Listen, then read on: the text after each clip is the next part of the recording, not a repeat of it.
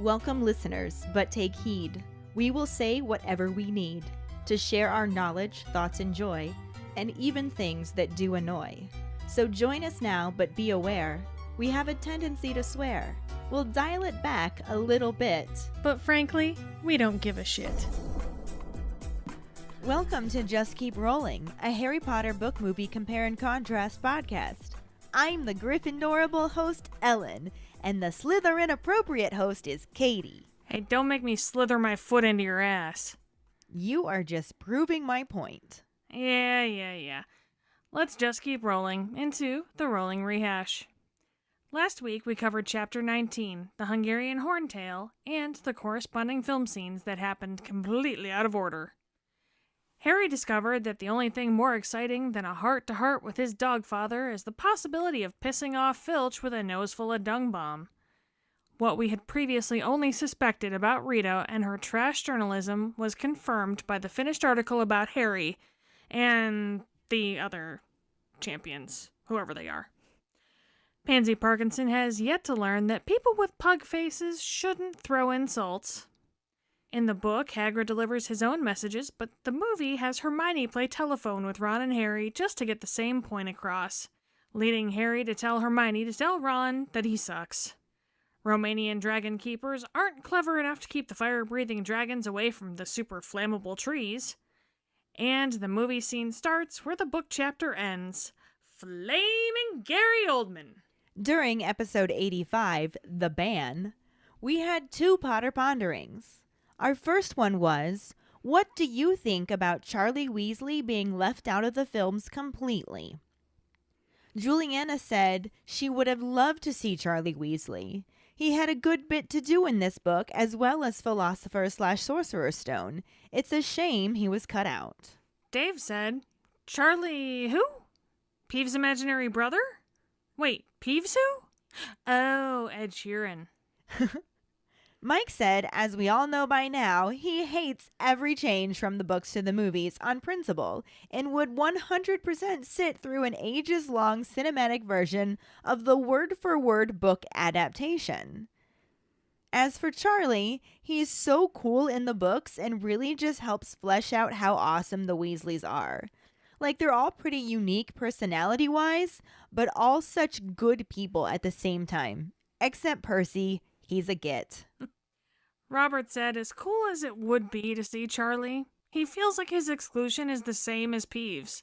In the books, when he shows up, he isn't really there to drive the plot forward, and wouldn't have had so much to do in the movies. Carly says she loves Charlie. He's her favorite Weasley. It was so disappointing for them to not even try. She hated him basically being forgotten completely. So upsetting. Jackson said, Charlie. Oh, you mean Ed Sheeran. But seriously, the fact that Charlie wasn't in the movie just seriously pisses him off. He looked forward to seeing both Bill and Charlie when Goblet of Fire came out. But no. Charlie is just mentioned, and Bill comes into Deathly Hallows engaged to Fleur with zero explanation and a shitty, hurried introduction. He wanted to see Charlie explain the dragons, warn Hagrid not to touch the eggs, and even wanted to hear him do the imitation of his mum reading the Rita Skeeter article. All of which would have been amazing. Our other Potter pondering was, what do you think about how the movies portrayed the head in the fireplace? Juliana said that the head in the fire was not at all how she pictured it. She pictured it more like a face in smoke rather than the burning embers. Dave said the first time he saw the head/face in the fire, it took him a while to see that it was a head/face. He heard the voice but didn't see where it was coming from. Then he realized it was in the coals. He was not a fan of how the movie did it, and he still has a hard time recognizing that it's actually serious. Mike said for the fire, he thought it was pretty good, but he doesn't know why they had the head made out of pieces of fire rather than just being in the fireplace. Like, creative license, but so unnecessary. Robert said when it comes to flue powder in the movies, it was great in Goblet of Fire, but completely butchered in the fifth movie by having it more like a screen inside of the ashes. He would have personally liked it more if it was just a slightly greenish tinged floating head. Carly said she also hates the way the head is portrayed in the movie. Like, his face is coals and it gives her the heebie-jeebies, which I gotta say I agree. Yeah. Jackson said, as for the fireplace, yeah, that was stupid. If it weren't for the voice, you wouldn't have even known it was serious. Even the way they did it in Order of the Phoenix, which just looked like a video projection onto the flames, was crap. You're telling me they couldn't CGI Sirius's head into the fire? Very valid point. Right? Mm-hmm. Lots of good points here. We Yeah. love getting your opinions. Yeah, really. Our trivia question last week was, what spell does Harry use to split Cedric Diggory's bag?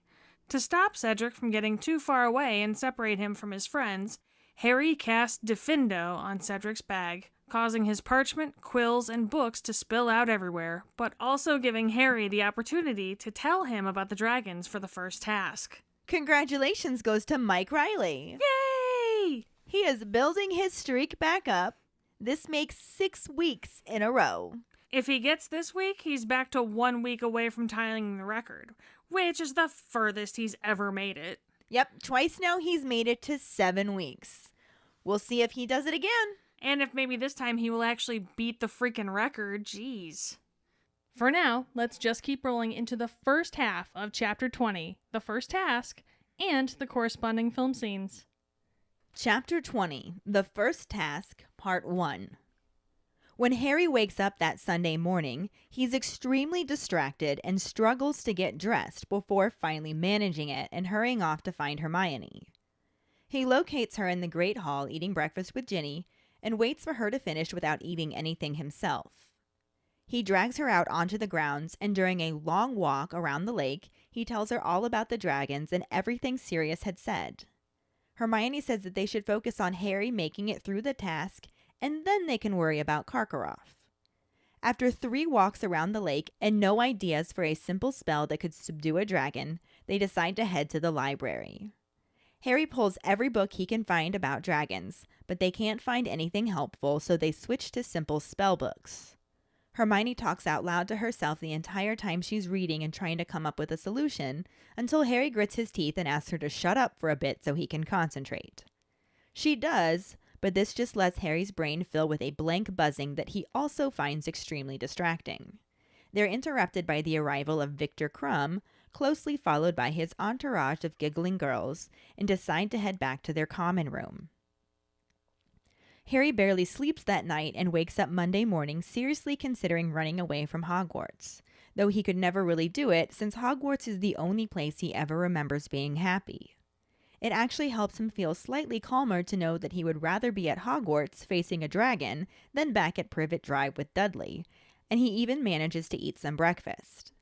As he and Hermione get up from the table, he also notices Cedric Diggory leaving the Hufflepuff table. It occurs to Harry that Cedric is the only champion who didn't know about the dragons, assuming that Madame Maxime and Karkaroff told Fleur and Crumb. He tells Hermione that he will meet her at the greenhouses and hurries after Cedric. By the time he catches him, he's with a load of 6th-year friends, so he aims his wand and carefully says Diffindo. Cedric's bag splits open and his school supplies spill everywhere. He sends his friends on to let Flitwick know why he's delayed, and once they are alone in the corridor, Harry takes the opportunity to tell him that the first task is dragons. Cedric is shocked and asks if he's sure, and wonders how he found out. Harry tells him never mind and just explains that he is sure Fleur and Crumb will know too. Cedric doesn't know why Harry's telling him about it, and Harry tells him that it's just fair, so now they all know and are on even footing. They're interrupted by Professor Moody, who sends Diggory off and asks Potter to follow him into his office. Harry is worried he will be in trouble, but instead Moody quietly tells him that he did a very decent thing. He invites Harry to sit down, and Harry does, looking around the office, which looks very different from its 2 previous occupants. Moody watches as Harry examines the odd objects around and asks Harry if he likes his dark detectors. Harry asks what a humming, squiggly golden aerial is, and learns that it's a secrecy sensor that vibrates when it detects concealment and lies. Moody explains that it's of no use at Hogwarts, since there's too much interference from students in every direction lying about homework and whatnot. Harry then inquires about a mirror, and Moody tells him that it's a faux glass. He gestures to the shadowy figure moving inside and says that he isn't really in trouble until he can see the whites of their eyes, and that's when he opens his trunk. Harry looks over at the large trunk Moody points at. It has 7 keyholes in a row, and he wonders what's in it, before Moody mentions that he found out about the dragons. Harry tries to explain that he didn't cheat, but Moody is unconcerned and says he's been telling Dumbledore from the start that Karkaroff and Maxime will not be as high-minded because they want to win. He gives a harsh laugh as he says they want to beat Dumbledore and prove he's only human. He then asks Harry if he has any idea how he's going to get past his dragon, and when Harry says no, he tells him to play to his strengths. Before he can stop himself, Harry blurts that he hasn't got any, and Moody insists that he does, telling him to think what he's best at. Harry tells him that it's Quidditch, but he doesn't see how that will help him since he's not allowed a broom. Moody then advises Harry to use a nice simple spell that enables him to get what he needs, and encourages him to think it through. After a few seconds, it clicks for Harry. He needs his firebolt, and to get that, he needs to learn how to do the summoning charm. He passes this information on to Hermione, and the two practice during every free moment, even skipping lunch. Harry wants to skip divination to keep practicing, but Hermione refuses to skip arithmancy, so he goes to class and has to listen to Trelawney predict that he was in danger of sudden violent death. He spends the rest of the lesson trying to summon small things and maybe even succeeded with a fly. After divination, he forces down some dinner, and he and Hermione head back to an empty classroom with the invisibility cloak to keep practicing. Just past midnight, Peeves shows up and starts throwing things at them, so they head back to the common room, which is now empty, and allows them to keep practicing in peace. By 2 a.m, Harry finally has the hang of the charm and is surrounded by a heap of objects he had summoned. Hermione is very tired, but pleased with Harry's progress, and she thinks he will be fine for the next day, as long as he concentrates really hard. She says they better get some sleep, and the two head to bed. The movie section starts out on a badge that says Support Cedric Diggory before it spins and changes to say Harry Potter stinks. The camera then switches to show Harry walking through the Hogwarts courtyard corridor while being taunted by people with more of the Potter stinks badges. Harry attempts to walk into the courtyard but is blocked by a couple of students. The boy asks if Harry likes the badge as he gestures to it, and the girl laughs. Harry says, "Excuse me," and when they just continue to laugh at him, he just pushes his way through and walks across the grass to where Cedric is lying on a bench surrounded by some friends. He sits up as his friends react to Harry's arrival and agrees to have a word with him when he asks. Harry leads him away from his friends who are also laughing about the badges and call after Harry that he stinks. Cedric looks back at them and laughs a little too, but still follows Harry to a more private section of the courtyard. Harry faces him and informs him that dragons are the first task, that they've got one for each of them. Cedric looks concerned and is slightly distracted by one of his friends yelling his name, but then looks back at Harry and asks if he is serious. Harry nods and Cedric wonders if Fleur and Crumb know too. Harry confirms that as well, and the camera cuts to show Mad-Eye Moody watching from the courtyard corridor. Cedric's friends call for him again, saying they are leaving, and before he heads off, he tells Harry that he has asked them not to wear the badges. Harry tells him not to worry about it and walks off just in time to see Ron and Seamus walking by. He marches right up to Ron and declares him to be a right foul git. Ron asks if he thinks so. Harry says he knows so, and Ron wants to know if he has anything else to say. Harry tells him to stay away from him, and Ron says fine, and walks off. A voice calls out to Harry wondering why he's so tense, and the camera cuts to show Malfoy sitting in a tree. He tells Harry that he and his father have a bet, and he doesn't think he's going to last 10 minutes in the tournament. He jumps down from the tree and adds that his father disagrees, because he doesn't think he will last 5 minutes. Harry firmly states that he doesn't give a damn what Malfoy's father thinks. He calls him vile and cruel and tells Draco that he's just pathetic before he turns to walk away. Draco reaches for his wand, but before he can cast a curse at Harry's back, Moody comes out into the open and hits him with a spell that turns him into a white ferret. Harry spins back around just in time to watch Moody repeatedly bounce Malfoy the ferret up into the air as he calls him cowardly and admonishes him for trying to attack someone behind their back. Crabbe and Goyle stand on either side of the ferret, watching as it moves up and down, while Harry laughs in the background. Professor McGonagall walks up, wondering what Professor Moody is doing, and is horrified when he responds that he is teaching, and she realizes that the ferret is a student. More students, including Cedric and his friends, gather around to laugh at the situation as Moody magics the ferret into Crabbe's pants. Crabbe freaks out, and Goyle attempts to pull Malfoy the ferret out of Crabbe's pants and gets bit. Moody winks at Harry, who is cracking up, and as the ferret crawls out of Crabbe's pant leg, Professor McGonagall steps forward to return him to student form. The ferret spirals back into Malfoy, and he stands up with his blonde hair all mussed and tells Moody that his father will hear about this. Moody lunges towards him, wondering if that was a threat, and chases him around the tree as Professor McGonagall protests. He is yelling after Malfoy that he could tell him stories about his father that would curl even his greasy hair, when McGonagall steps in his path, points her wand in his face, and firmly reminds him that they never use transfiguration as a punishment, saying surely Professor Dumbledore told him that. He looks down at her wand and stubbornly says he might have mentioned it. She tells him that he would do well to remember it and whirls around to shoo away the other students as she walks away. Moody makes a face at her back and then limps past Harry, ordering him to come along. Harry hurries after him, and the scene transitions to them entering Professor Moody's office. Moody limps over to a chair and removes his prosthetic leg, sighing with relief. Harry looks around the office that is filled with many magical objects and hesitates as he sees a strange-looking mirror.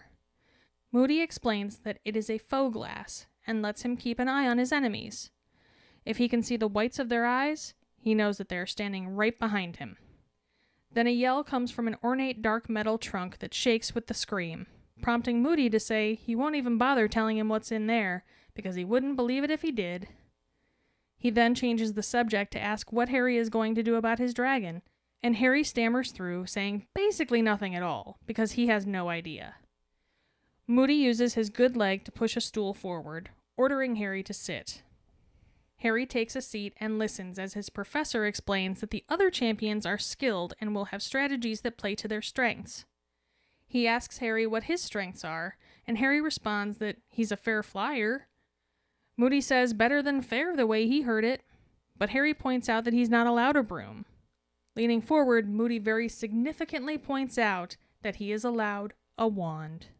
So once again, we're looking at film scenes that correspond. Mm-hmm. Though I use that term very loosely. Yeah. For getting much of the same information across, it really is quite a bit different. This section also includes a scene that happened earlier in the book, so we'll be talking about that as well. Yeah. The book starts out with Harry waking up that Sunday morning, so distracted he has trouble getting dressed. That makes sense. I've been there before, though. I get it. I've been there, and I haven't needed to face a dragon later on that week or day. He finds Hermione in the Great Hall eating breakfast with Ginny and waits for her to finish but can't eat anything himself, and I've been there before too. Again, yes. I get it. He drags her out onto the grounds and tells her all about the dragons and everything that he learned from Sirius. And Hermione's just like, okay, one thing at a time.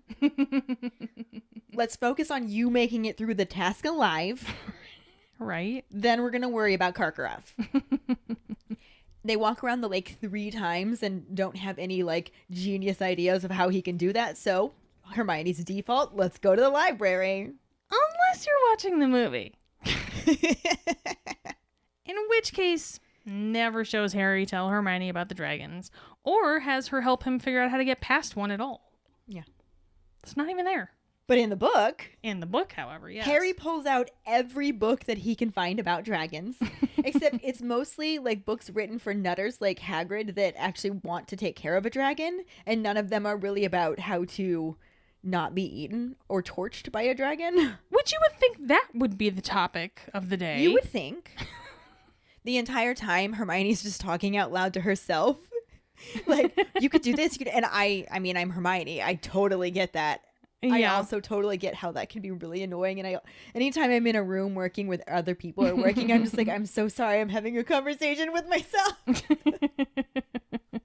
And Harry ends up gritting his teeth and just being like, oh my God, can you shut up? I need to concentrate. Not wrong. Right. Yeah. And she shuts up.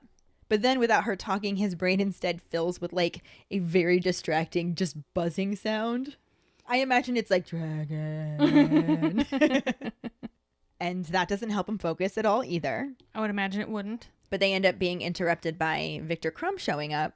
because he's taken to hanging out in the library for some reason. What could that be? Wonder why. And Hermione's just like, we need to go because the girls are showing up next. And sure enough, this entourage of giggling girls just like, oh, he's so cute. Oh, that would annoy me so much. Yeah. Especially if I'm legitimately in the library looking to... Look into library shit. Look into library, man. Fuck off. Let me library. Yeah, they end up deciding to head back to the common room. Mm-hmm. The movie does reference Crumb's entourage, but it's later on and does not involve the library. But we'll talk more about that when we get there. Yeah. In the book, Harry can barely sleep that night. Again, understandable. Mm-hmm. And he wakes up Monday morning seriously considering running away from Hogwarts, though he does realize that he could never actually do that because Hogwarts is home. It is. Plus, where else is he going to go? Back to the Dursleys, which actually kind of calms him down. He's just like, I'd rather face a dragon than live with the Dursleys. Exactly. I'd rather face a dragon than hang out with Dudley. And he even manages to eat some breakfast. So that's a huge realization right there. Well, hey, that's quite a turn. There's another would you rather Potter pondering right there. Would you rather hang out with the Dursleys or face a dragon? See, I think that's actually kind of a tough one because I might pick the Dursleys. I think it would be fun to give them a piece of my mind and less scary than a dragon, but I'm combative. I mean, I might just let death embrace me like an old friend. That's I think I'd let the dragon kill me before I hung out with the Dursleys. pretty much, that's where I'm going with that. Yeah, that tracks. I just kind of really want to give the Dursleys a piece of my mind. I just want to let them have it. I mean, I'm not saying I don't want to do that part, but both situations suck balls. I'd rather die a wizard than live with the Dursleys, or a witch in our case. Basically, exactly. So as he and Hermione get up from the table, he notices Cedric leaving too, and it occurs to Harry that Cedric is the only champion who doesn't know about the dragons, because he's assuming that Madame Maxime and Karkaroff told Fleur and Crumb, which Obviously. they did. Yeah. He tells Hermione that he'll meet with her later and hurries after Cedric. By the time he catches up, he's with his sixth-year friends, and he's just like, I'm not doing this in front of his friends. His friends are jerks. Mm-hmm. So he aims his wand and carefully says, Defendo. Which was our trivia question. Yep. I like it. Such a devious way to get somebody alone. I know. It's very sneaky. Yep. Cedric's bag splits open and his school supplies spill everywhere. It's so dickish. You know what, though? I'm not saying he didn't deserve it. But he might have deserved it a little bit. He sends his friends on their way, and once Harry and Cedric are alone in the corridor, he takes this opportunity to be like, dude, first task is dragons. Mm-hmm. And Cedric looks shocked. Like you do. Naturally wants to know how Harry found out. Like you do. And Harry just says, never mind. Like he does. But explains that he's positive Fleur and Crumb already know too. And Cedric's just like, why are you telling me? Because he's not a dick, Right, Cedric. he's like, I might be a dick of enough to like split your bag, but I'm not going to let you face a dragon unknowingly when all of your competitors know. Right? Like, that's just shitty. A bag can be fixed. Who's going to sew you back together after the dragon thrashes you? Right. Who's going to unchar you? Like, dude, come on. I don't suck. So he puts them on even footing. But then they're interrupted by Professor Moody, who sends Diggory off and goes, Potter, follow me. The loosely corresponding movie scene picks up here, starting out on a close-up of a student wearing a badge that says Cedric Diggory, before it spins and changes to say Potter stinks. 'Cause kids are dicks. Harry's trying to make his way through the hall, but is continuously jeered at as he walks past. Because kids are dicks. Right? Everyone, like we said, is being a dick. But no one is really all that witty, so while annoying, it doesn't get him riled up like they want it to. He doesn't respond for the most part, aside from a sarcastic thanks here and there. And let's be honest, he's probably also making a mental list of who not to save the next time the world is in danger. So, because I mean, that's what I'm doing. Right. And we've talked before about how in movies you can't see Harry's inner dialogue. Mm-hmm. So I think that this was a really effective way to show how much Harry was struggling with the way his schoolmates were treating him. Yeah. We don't see anybody supporting him, aside Right. from Hermione, really. So And in the movies, she's not that supportive. she's not there. Every time we see her, she's with Ron. True. Yeah. And the book really makes it seem more like she was on Harry's side. Yeah. It's all super fucked. The book included it in more of a narrative way, but the movie just flat out shows the way Harry's treated, which is pretty shitty. He attempts to walk into the courtyard, but is blocked by a pair of Hufflepuffs, Hannah Abbott and Ernie Macmillan. Ernie, king of witty insults as he is, shoves the badge in Harry's face and asks if he likes it, and Hannah just laughs. Harry holds back from force-feeding the both of them his knuckles and simply says, "Excuse me," so he can be on his way. When they continue to stare and laugh, Harry says, "Fuck this noise," and pushes past them. As they watch him walk away, Harry heads to where Cedric is lying on a bench surrounded by his friends, who are also all wearing badges. So this is very different from how the book had it. But my only real issue with this part is that, sure, Ernie can be pretty pompous, but I really didn't like Hannah Abbott being such a dick. I agree. The bitch face that she makes when Harry walks past her, I'm like... It's so un-Hufflepuff. And it's un-Hannah Abbott. Not that we know a lot about her, but... But come on, her name is Hannah Abbott. It's like someone with the name Carly. How could they be rude ever? They can't. No, they can't. They are total support badgers. Mm-hmm. And Hannah Abbott is a goddamn support badger, and I don't like that's how they painted her. But yeah, she's supposed to be a support badger. And I mean, I'm sure that they have bad days, but I don't think they'd be bullies. Everyone has bad days. Yeah, and they were just full-on bullies in this scene. Yeah. Even Ernie wasn't a bully. He was just kind of a pompous idiot. Yeah. Also, despite achieving the purpose of Harry getting Cedric alone to tell him about the dragons, this was nothing like what happened in the book. Nope, not at all.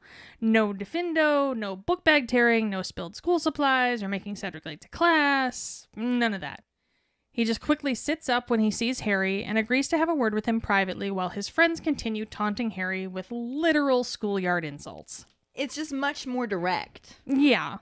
Harry leads him away to a more private area of the courtyard as the taunting continues. Taunting, which Cedric doesn't explicitly join in on, but certainly doesn't seem to admonish in any way. Yeah, he almost comes across amused by it. Oh, which yeah. he probably was. Well, you're the big man on campus. The little kid stealing your thunder. Yeah, you're the original Hogwarts champion. I don't know, like... I can see how it would go to his head, but again, he's a Hufflepuff too, so it also makes me sad. And it wasn't quite like that in the book. Mm-hmm. Shocking. But once alone, Harry faces Cedric and says the one word that can get anyone's attention. Dragons. That would do it for me. Mm-hmm. And Hagrid, too. Definitely Hagrid. He tells the older boy that they have a dragon for each of them to face for the first task, and Cedric looks shocked, but gets slightly distracted by one of his friends shouting for him. He asks if Harry is shitting him, and Harry responds that he's dead-ass serious, and when Cedric asks if the others know, Harry confirms that they do. As they are talking, we see Mad-Eye Moody watching the exchange from across the courtyard using his magic eyeball to zoom in on Harry and his supersonic hearing to drop some eaves. So, like in the book... Moody clearly overhears, or at least magically sees Harry tell Cedric about the dragons. I don't know if the magic eye has a microphone or something too. Well, he has that magic hearing, so... I guess. Bionic eye, bionic ears, bionic leg. But, unlike in the book, he does not interrupt them. Instead, Cedric's friends continue to call for him, and Harry starts to walk away, feeling no need to continue this cozy little chat. He stops Harry when a crisis of conscience hits him, and he lamely says that he has asked people not to wear the badges, which I think we can all agree is bullshit. Oh, yeah. Like I said, he almost seemed amused by his friend's shenanigans. Uh-huh. He never told them not to wear the badge. He was secretly just like, he. Exactly. Harry tells him not to worry about it because, here's a stand-up guy. And he walks off when he sees Ron and Seamus walking by. Seamus is being his usual pyromaniac self, telling Ron that he doesn't try to blow things up, it just happens. And either way, fire is cool as fuck. Plus fire, pretty. Yeah. Harry marches up to Ron and calls him a right foul git. And that, ladies and gentlemen, is how you insult someone. Harry knows. Harry knows. Ron asks if he thinks so. Harry says he knows so, and Ron asks if he has anything else to say. So Harry ends things on a high note by telling Ron to stay away from him, despite the fact that he's the one who approached in the first place. Ron says fine and pieces out. It's a really weird exchange. And none of that happened in the book. Though it did serve to reiterate how the two boys weren't speaking, since we didn't really get any other narrative about it. Yeah. As already mentioned in the book, Harry and Cedric are interrupted by Moody, and Harry is taken to the professor's office, worrying that he's in trouble. Instead, Moody quietly tells him that he did a very decent thing. Now, this is where the movie deviates away from the corresponding aspects of the chapter. Though it does include a scene that corresponds with a section of a previous chapter, so it still corresponds, but also doesn't. I feel like that sums up this entire book movie. Pretty much. It still corresponds, but also doesn't.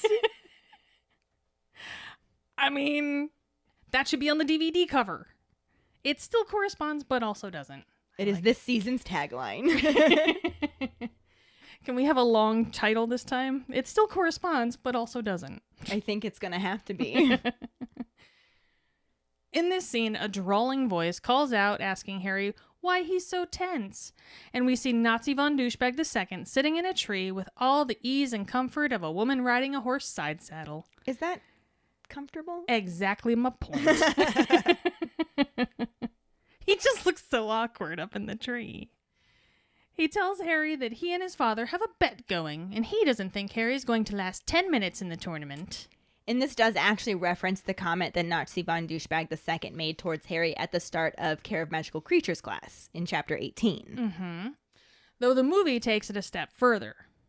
As Malfoy jumps down from the tree, we see all of his cronies gathered around the trunk in what is the most awkward hangout sesh since everyone sat on the same side of the table at the Last Supper. Did you ever hear that joke? What did Jesus say at the Last Supper? No. Everybody on this side of the table so you can be in the picture. It's the only excuse for it. Right? But then he goes on to tell Harry that Nazi von Douchebag I disagrees because he doesn't think that he'll last 5 minutes.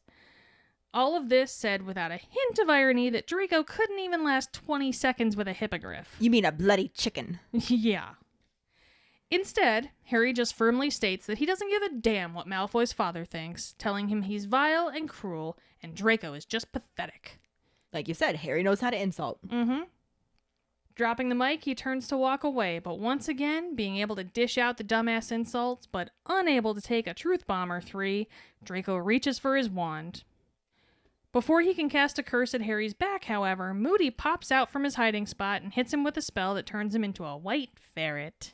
Which already happened all the way back in Chapter 13. Yeah. Though I am still really glad they included it. At least it's there. Yes. And it's fairly similar to the original scene, minus the fact that Ron and Hermione aren't there with him. Harry turns around to see Moody admonishing Malfoy for being a little shit and trying to attack someone when their back is turned, and punctuating every insult after that with a bounce. Because it's fun to bounce a ferret, apparently. It's fun to say bounce a ferret. Right? It's fun to bounce a ferret.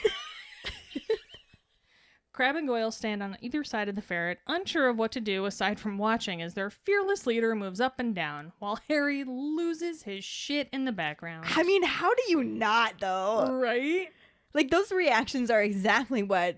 Harry's gonna be laughing hysterically, and Crabbe and Goyle, being kind of like boulders, are just like, Durr. What do we do, boss? What just happened? Hang on, what? Professor McGonagall walks up for the most awesome exchange ever. She wonders what all the hubbub is about, and when he tells her that he is teaching, she is horrified, but let's be honest, probably secretly amused, to realize that the ferret is a student. Is that a student?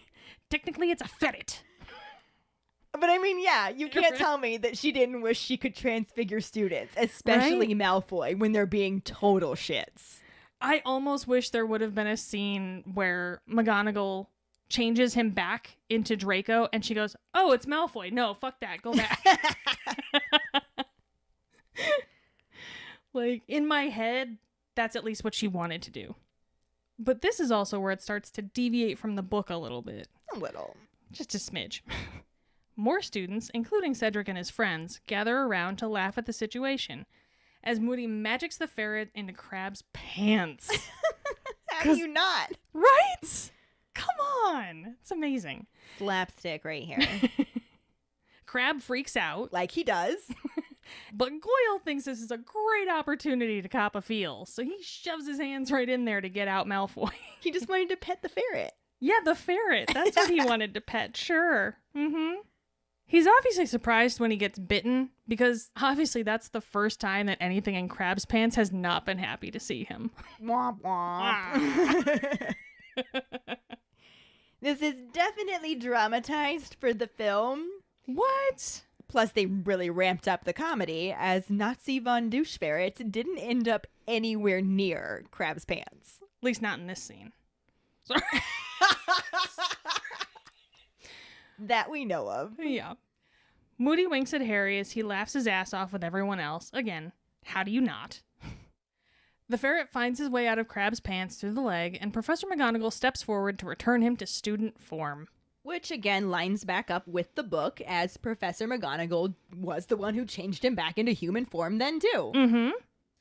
The ferret spirals back into Malfoy, and he stands up with his wig askew and hurls his catchphrase at Moody as if he gives a shit. My father will hear about this. Was that a threat? Moody lunges towards him, asking if that was a threat, and he chases him around a tree as Professor McGonagall protests. He yells after the retreating Malfoy that he has stories about his father that would curl even his greasy hair, boy! Until McGonagall steps in his path. She points her wand in his face and firmly reminds him that they never use transfiguration as a punishment, pointing out that surely Professor Dumbledore told him that.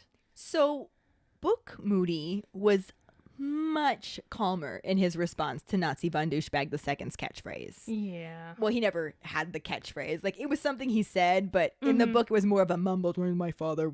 There wasn't a specific line that he regularly said, but the implication was definitely there. For sure. Movie Mad Eye was much more mad. He really was. Like, not the angry mad, though also the angry mad, but like, dude was off his rocker. Mm-hmm.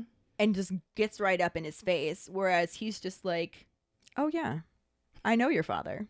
Mm-hmm. We'll talk. Which I think is scarier. Right? That's what I'm saying too. So, however, Professor McGonagall had previously stepped in with the same rule reminder about not using transfiguration as a punishment. Mm-hmm. Which is a really interesting rule to have. And I'm super curious as to when it got implemented, since Filch can remember being able to hang kids from their thumbs in the dungeons. And that's fucked up. Surely, transfiguration is not nearly as distressing as that. So maybe it's a newer rule that he didn't know about? Like it wasn't there when he was in school? Or maybe he just didn't care. I don't know. I would think just didn't care. But also, I would definitely rather be transfigured into a ferret than hung by my thumbs. Mm-hmm. Yeah. Ow.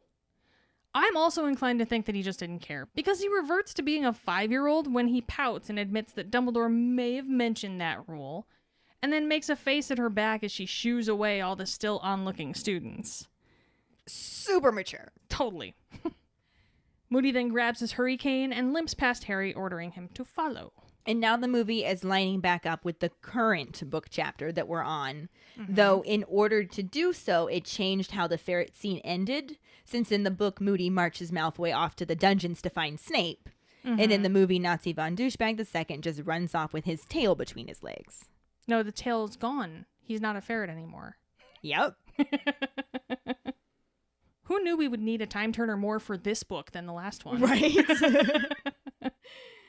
Anyway, Harry hurries after him until they reach Professor Moody's office. Moody limps over to a chair and removes his prosthetic leg, which he usually only does in front of people as a party trick. I'm assuming. And he sighs with relief like a 30-year-old taking off her bra at the end of the day. It is. Harry looks around the office, which seems quite a bit darker than it did when Lupin was in residence. It's filled with many magical objects, and he hesitates when he sees a strange-looking mirror. In the book, Moody invites him to sit down. There's no removing of his leg. But Harry does and looks around the office, which looks very different from its previous 2 occupants. Mm-hmm. Moody watches as Harry examines the odd objects around the room and asks if he likes his dark detectors.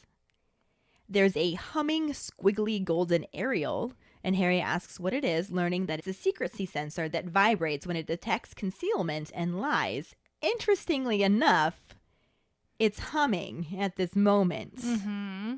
And Moody says, it's of no use at Hogwarts since there's too much interference from students in every direction lying about homework and whatnot. Mm-hmm. Yeah, that's why it's humming. And it's all about the whatnot. All about the whatnot. And this is one of those really cool clues that means something and you don't even think that much about it. Right? Exactly. You're like, oh, he brought these dark detectors to school and they're not even useful because students lie a lot, which they do. They do. It's probably not entirely wrong. However, he also has a disabled sneakoscope and he tells him that that's because it's extra sensitive and it was picking up all sorts of things, although that could have been more than just students lying. yeah. Hint, hint, hint. Those are some pretty heavy-handed hints. Right? But they're so nonchalant. Mm-hmm. Just very matter-of-fact, very in passing. Right. I dig it. Harry then inquires about a mirror, and Moody tells him that it's a faux glass. He gestures to the shadowy figure moving inside and says that he isn't really in trouble until he can see the whites of their eyes. And that's when he opens his trunk. And he gestures over to this large trunk with 7 keyholes. And Harry's just like, what is in that trunk? What is in that trunk? What indeed? Another thing, totally mentioned in passing. You would not think reading this the first time that trunk was significant in any way. Right. Well, how often has he been into a professor's office and seen things that literally, they're mentioned, but they literally never come back again? Right. So you're just kind of thinking, oh, this is another one of those situations. She's just describing what's in the room. Mm-hmm. That's all it is. Yeah. It's very subtle. And it's very interesting. Mm-hmm. And we'll talk more about it when it becomes significant. But before Harry can ask about the trunk, Moody changes the subject and's like, so, you found out about the dragons. In the movie, there is no mention of the secrecy sensor or the sneakoscope, for that matter. But Moody does tell him that the mirror is a faux glass, so he can keep an eye on his enemies. If he can see the whites of their eyes, that means they're standing right behind him. And he's like crazy about it, too. Because he's fucking mad. Well, yeah. Oddly enough, the only face that can really be made out is Moody's own face. But there's also a female face and one that looks like Barty Crouch Sr. Interesting. Very interesting. And it's a little bit different the way that I pictured it reading about it in the book to what he says in the movie. Mm-hmm. Because when he made the comment about the whites of their eyes, which he does in the movie as well, in the movie he's specifically saying they're standing right behind him. In the book he just sort of, and that's when he opens his trunk. So it didn't make me think that they were standing right behind him or anything like that. It made me think that these were his foes and they were onto him in some way. Okay. So I just kind of imagine it being a mirror of these are the people that are a threat to you, and the picture became clearer and clearer as they became more and more of a threat, which could mean right behind him. Mm-hmm. I kind of took it both ways. I didn't think that it necessarily meant that they were right behind him physically, but onto him. Yeah. Was how I would take it. Yeah, definitely. They're interrupted when an ornate dark metal trunk starts to shake and scream. Moody rolls his eye and tells Harry he won't even bother telling him what's in there because he wouldn't believe it if he did. And boy, is that punchline a slow burn. Spoilers. Right? So both the book and the movie mention the trunk at this point, but it's in different ways. Mm-hmm. And they even look different. The movie trunk did not look what I imagined from the book description. Yeah. Though I feel like we're used to that by now. In the movie, Moody just cuts to the chase and asks what Harry is going to do about his dragon. And Harry's like, the fuck? How do you know? He stammers and babbles, but has pretty much no goddamn clue. So Moody kicks his stool forward with his still attached leg and tells him to sit. Which is different from the book. For one thing, he had invited Harry to sit.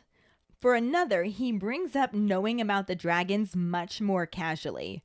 First mentioning, like, so you found out about the dragons. Mm-hmm. Harry tries to explain that he didn't cheat, but Moody's unconcerned, and he's just like, I've been telling Dumbledore from the beginning that Karkaroff and Maxime will not be as high-minded as he is.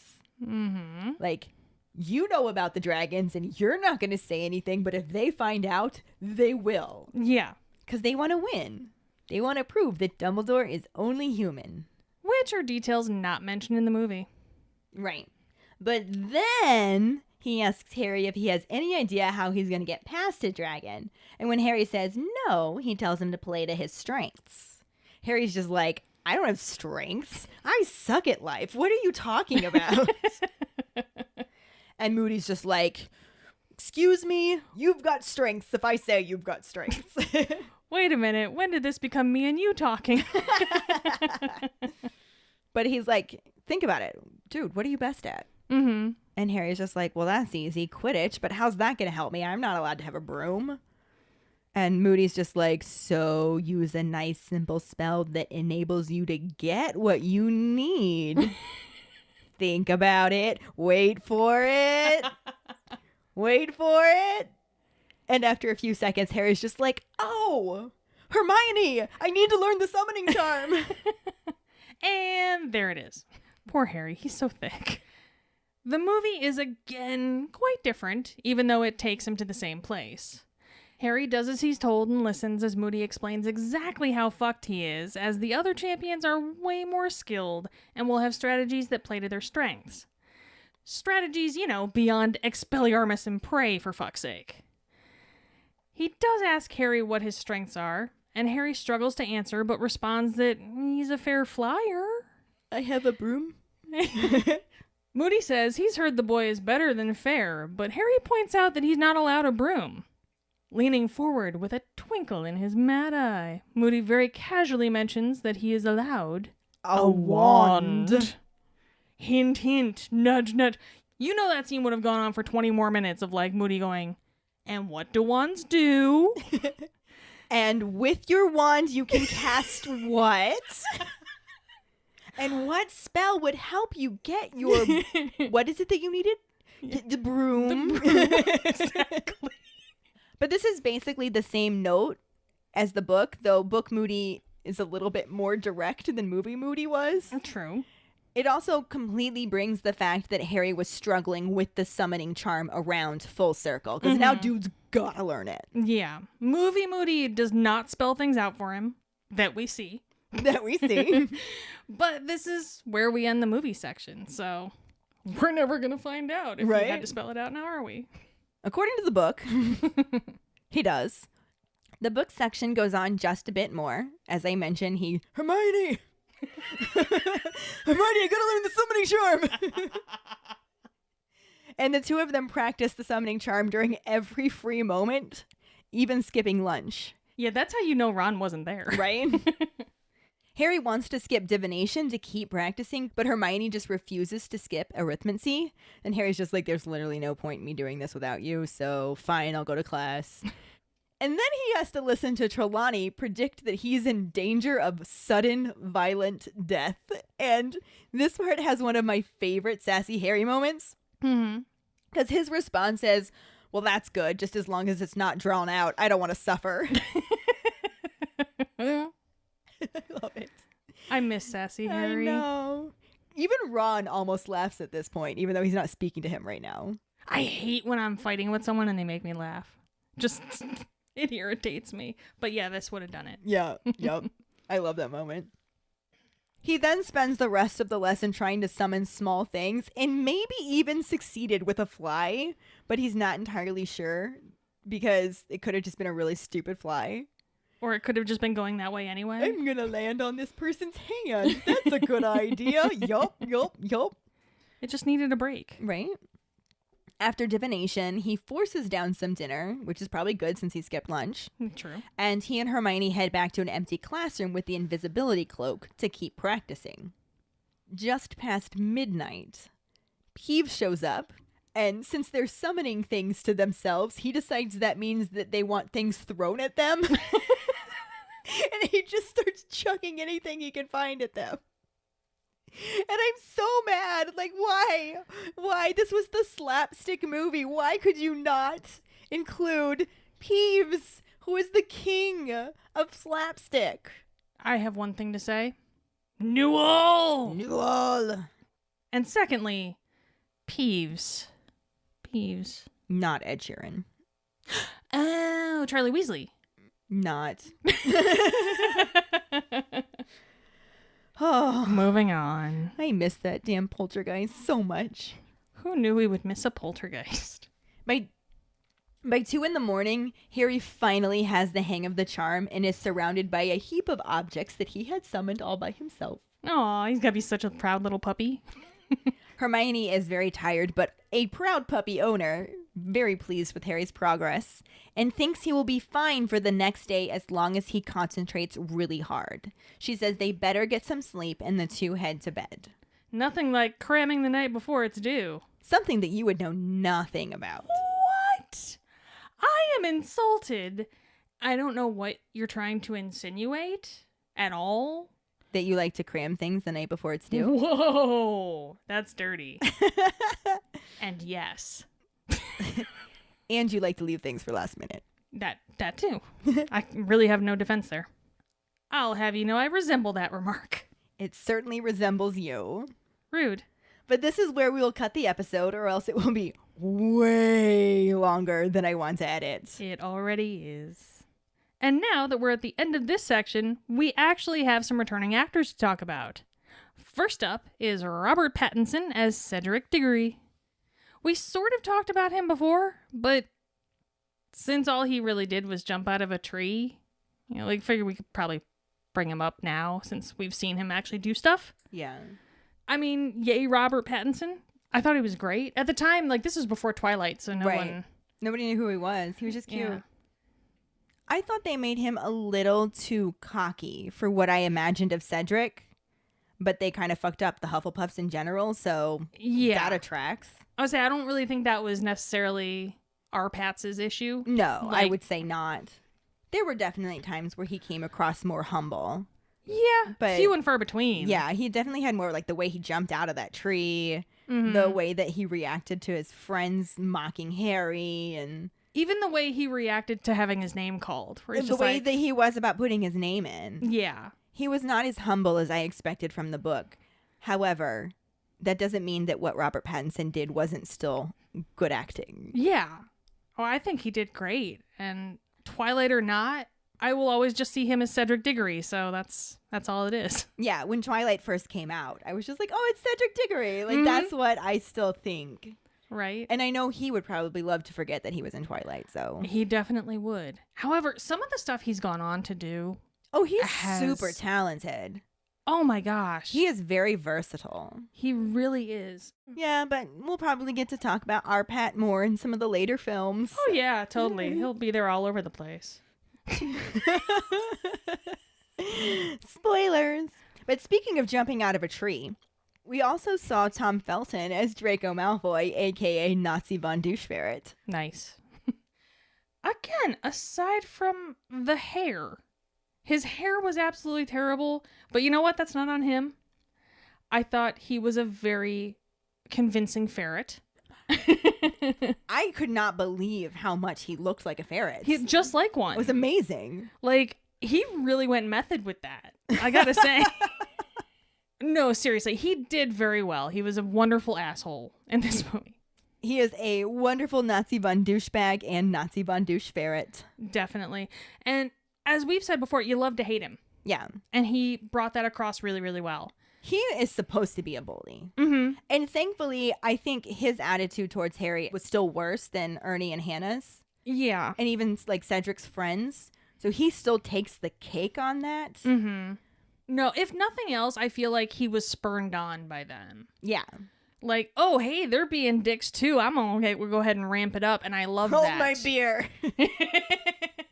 Hold my butterbeer. Yes. And he went with it. Tom Felton, he really went with it, and he sounded great, and I loved it. Yeah. So, well done again. We love you, Tom Felton. We also saw Jamie Waylett as Vincent Crabbe. Which, I mean, all he really had to do was pretend there was a ferret in his pants, but it was so funny. He has some great facial expressions. He does. They don't give him the opportunity to show him all the time, but He got to use them, like, when he had to do the scene where he was pretending to be Ron, pretending to be him. yeah, definitely. And you could see it a lot then, but this was another scene that really showed just how, like, what he can do with his eyes, especially. Yeah. There was definite fear in those eyes. It was convincing. There was a ferret in his pants. I felt bad for the kid.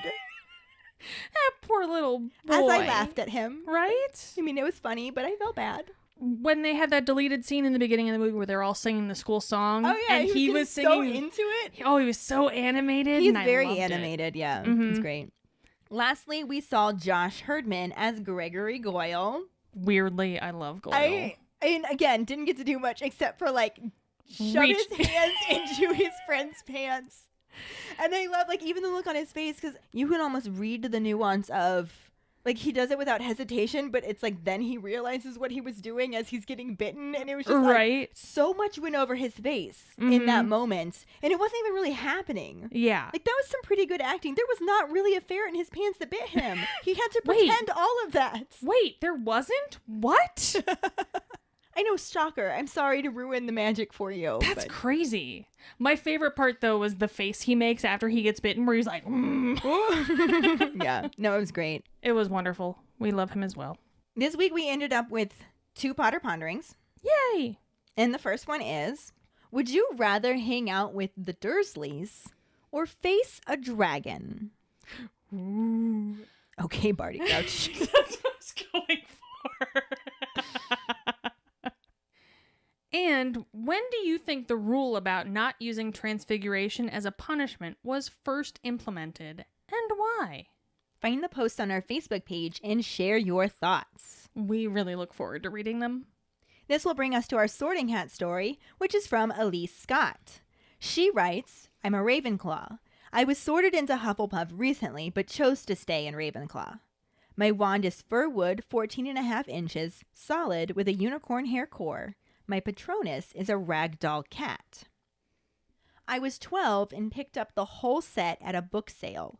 Finished the first one, got sorted on Pottermore, but fell out of love with the second, and it just sat on the shelf. Fast forward to 16, I read them all and loved them. My favorite movie and book is Prisoner of Azkaban.